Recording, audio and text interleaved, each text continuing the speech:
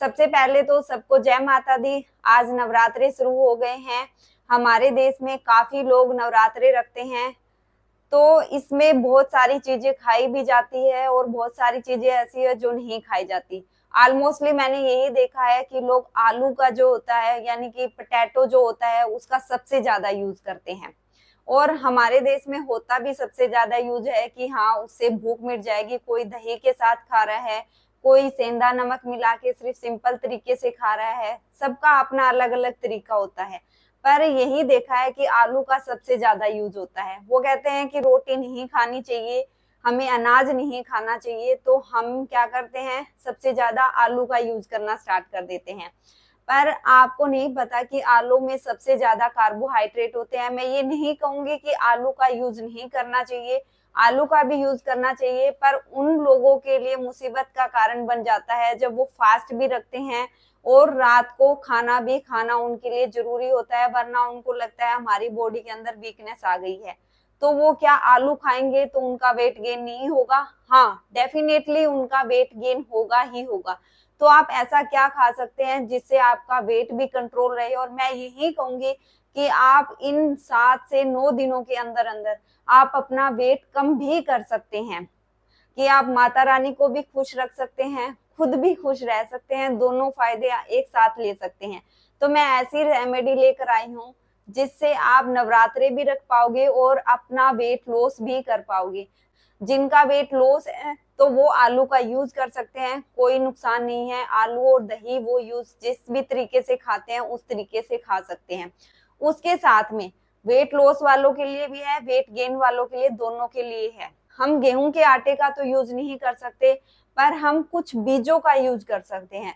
कुछ बीजों से हम रोटी बना सकते हैं, जैसे फ्लैक्स सीड हो गए यानी कि जिसको हम अलसी के बीज बोलते हैं, चिया सीड हो गए जिसमें क्या होता है ओमेगा 3 फैटी एसिड बहुत भरपूर मात्रा में होता है।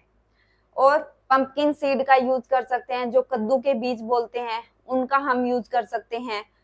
और कुट्टू का आटा और सिंघाड़े का आटा, ये तो आपने सुना ही सुना होगा कि व्रत में यूज होता ही होता है और काफी लोग इसका यूज करते भी करते हैं। ये 5 बीज लेकर यानी कि सिंघाड़े का आटा और जो कुट्टू का आटा होता है वो मार्केट में आपको इजिली मिल जाएगा, पिसा हुआ मिल जाता है। पर जहाँ पे फ्लैक्स सीड, चिया सीड और पंपकिन सीड की बात आती है तो वो ऑलमोस्टली सीड ही आते हैं, इनका पाउडर नहीं आता है यानी कि आटा नहीं आता है।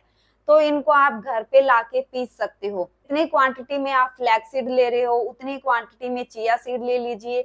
और पंपकिन सीड क्या है, आपको 1 मुट्ठी यानी कि 1 मुट्ठी आप पंपकिन सीड डाल लीजिए उसके अंदर, और उतना ही कुट्टू का आटा और उतना ही सिंघाड़े का आटा। आप इनको मिक्स करके अच्छे से पीस लीजिए। आप देखोगे कि जो बीज थे वो बिल्कुल बारीक हो गए हैं, आटे जैसे हो गए हैं। जब आप 2-3 बार उसको ग्राइंड करोगे अच्छे से आटा बन जाएगा उसका। मैं दिखा देती हूँ, मैंने भी इसका बना रखा है, क्योंकि ये प्रोटीन रिच डाइट बहुत ज्यादा होती है। जिनके अंदर प्रोटीन की कमी होती है, जिनको ओमेगा 3 फैटी एसिड की कमी हो रखी है, वो इस आटे का भरपूर मात्रा में यूज कर सकते हैं।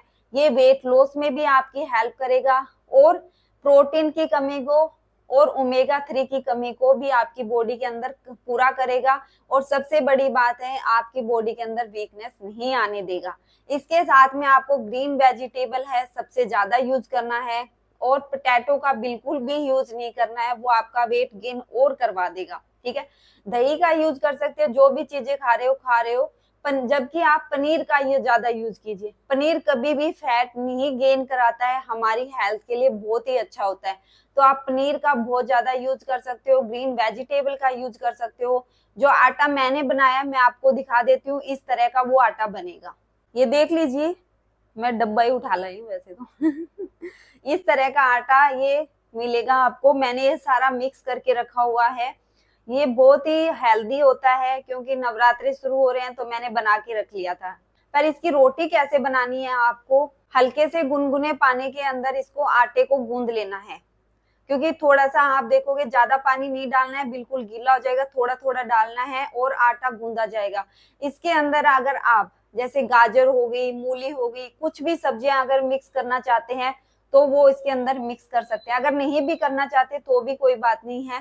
ठीक है, फिर इसको गूंद लेना है। कोई भी आपको जो हमारे जो पैकिंग कवर बोलते हैं जिनको, वो वाले हमारे जैसे लोकल में ऐसे बोल देते हैं हरियाणा में, जिसमें सूट पैकिंग वगैरह आती है ना, वो वाले कवर्स लेने हैं आपको। उनको क्या करना है, एक साइड से काट लेना है और पूरा ओपन हो जाए इस तरह से उसको काट लीजिए। फिर दोनों साइड आपको ऑयल लगाना है या घी लगा लीजिए दोनों साइड। फिर उसके बाद में उस जो हमने बनाया हुआ है लोई जिसको बोलते हैं, पेड़ा जिसको बोलते हैं, वो रख देना है और उसके ऊपर भी थोड़ा सा घी लगा लेना है।